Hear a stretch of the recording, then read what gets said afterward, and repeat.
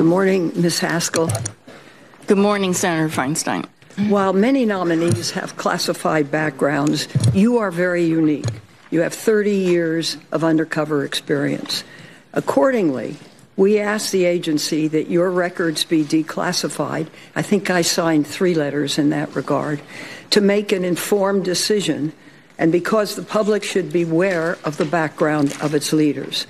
Instead, the CIA selectively declassified only small pieces of information to bolster your nomination, while keeping damaging information under wraps. Giving the CIA's refusal to make your record public, I'm very limited in what I can say. And I think, as you know, I like you personally very much. This is probably the most difficult hearing in my more than 2 decades I have ever sat in. But let me begin.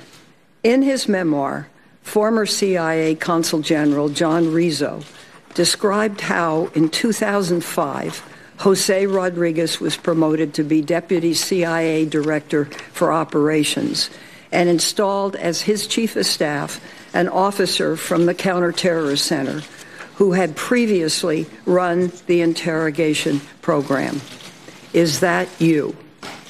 Senator, I'm so pleased you asked me that question. Yes or no will do. No. And for the record, if you have your staff check, Mr. Rizzo has issued a correction. It is true that it is hard for in a secret. My understanding that is not accurate. Recently confirmed that it was you. No, he issued a correction. When people write books, I didn't read Mr. Rizzo's book, so I didn't even know that was out there. Mr. Rizzo, and actually I read about it in the Washington Post last night.